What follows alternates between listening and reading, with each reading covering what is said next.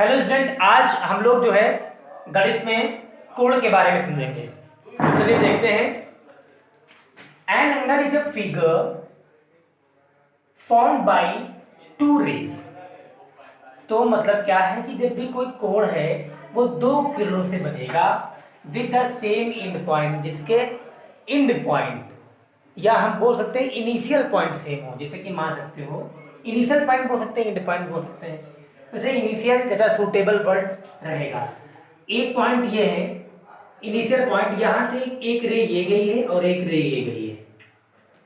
इसके बीच में जो कोना बोल सकते हो आप, झुकाव बोल सकते हो, ये मोड़ बोल सकते हो, इसे हम लोग बोलते हैं कोण। इसे हम लोग बोलते हैं कोण बोलते हैं। इसे हम लोग क्या बोलते हैं? हम लोग इसे हम लोग कोण बोलते हैं। और इन्हें हम लोग भुजाएं बोल सकते हैं, या इंग्लिश में हम लोग आर्म्स बोल सकते हैं। ये आर्म्स भुजाएं। और ये जो है ये कॉमन वर्टेक्स है, उभयनिष्ठ बिंदु, या बोलते common point, common vertex. Seeds ले लेता हूं, सही रहेगा। Common vertex.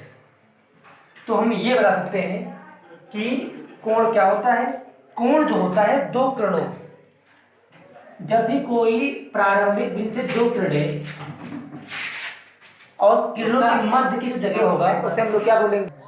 इसे हम लोग बोलेंगे कोण बोलेंगे। ठीक है, तो जाहिर सी बात है दो किरणों के मध्य जो भी एक झुकाव बनेगा उसे हम लोग कोण बोलेंगे। ये हमारी बात हो गई कोण की। एक दूसरे तरीके से हम लोग ये बोल सकते हैं, दूसरे तरीके से ये हो सकता है कि कोई भी चाप किसी बिंदु पर, कोई भी चाप किसी बिंदु पर कितना झुकाव बना रहा है। कोई भी चाप होगा, कोई भी आर्क है, वो किसी पॉइंट पर कितना है एंगल फॉर्म कर रहा है, उसे हम लोग एंगल बोलते हैं। तो ये भी एक अलग से डिफाइन है, लेकिन ये आमतौर पर हम लोग यूज करते हैं कि N angle is a figure. एक कोण है, कोण चित्र होता है जो कि दो किरणों से बना होता है और दो किरणों का जो इनिशियल पॉइंट होता है या प्रारंभिक बिंदु होता है सेम होते हैं। ठीक है, ये हमारी बात हो गई है कोण की। अब उसके बाद जो हम लोग पेयर ऑफ एंगल चर्चा करेंगे। अभी हम कॉम्प्लीमेंट्री, सप्लीमेंट्री, फिर तो आपके वो लीनियर पेयर होगा, आपका एडजेसेंट होगा, आपका वर्टिकली अपोजिट होगा। फिलहाल हम अभी दो एंगल्स की चर्चा करेंगे, जिसमें पहला है कॉम्प्लीमेंट्री एंगल, इसे बोलेंगे पूरक कोण।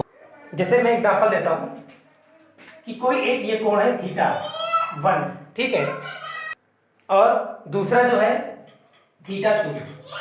अगर इन दोनों कोणों का सम, इन दोनों कोणों का योग अगर 90 होगा तो ये दोनों कोण जो होंगे आपस में कॉम्प्लीमेंट्री एंगल होंगे, एक दूसरे के पूरक कोण होंगे।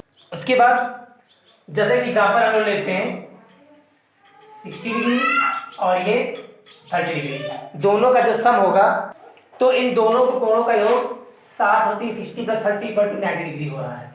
तो इसका मतलब ये दोनों जो एंगल होंगे आपस में क्या होंगे? हमारे कॉम्प्लीमेंट्री होंगे, या फिर हम बोल सकते हैं पूरक। और उसके बाद संपूरक कोण, इसमें हम बताएंगे कोई भी दो एंगल होंगे θ1 + θ2, इनका सम जो होना चाहिए 180 डिग्री होना चाहिए। अगर ये कंडीशन है तो हम बोल सकते हैं वो दोनों कोण, वो दोनों एंगल आपस में कॉम्प्लीमेंट्री हैं। जैसे कि मैं बोल दूं ये इसकी वैल्यू मैं दे रहा हूं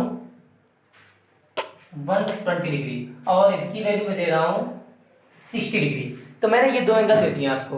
अब इन दोनों एंगल को देने के बाद मैं देखता हूं क्या इनका सम 180 है, तो 120 + 60 = 180 डिग्री। इसका मतलब ये दोनों एंगल आपस में क्या है? एक दूसरे के संपूरक कोण है या एक दूसरे के सप्लीमेंट्री एंगल है। जैसे मैं आपको क्वेश्चन देता हूं, मैं बोलता हूं कि 80 डिग्री का कॉम्प्लीमेंट्री एंगल बताओ, तो हम जानते हैं कि कॉम्प्लीमेंट्री एंगल का सम जो होता है आपका 90 डिग्री होता है। पूरक कोण का, पूरक कोण पूछे इसका तो पूछेंगे कि बताते हैं कि 90 होना चाहिए अंश। तो अगर 90 होना चाहिए और अभी है कितना? अभी है हमारे पास 80, तो इसका पूरक कोण अगर हम निकालेंगे, पूरक कोण या कॉम्प्लीमेंट्री एंगल, तो 90 से हम 80 घटा देंगे, आपका आएगा 10। तो इस टाइप से हमने आज कॉम्प्लीमेंट्री, पूरक और संपूरक कोणों के बारे में चर्चा की। उसके आगे हमारे बहुत सारे एंगल्स होंगे, वो अगले वीडियो में एंगल कवर होंगे और फिर उसके बाद हम लोग क्वेश्चन पे आएंगे।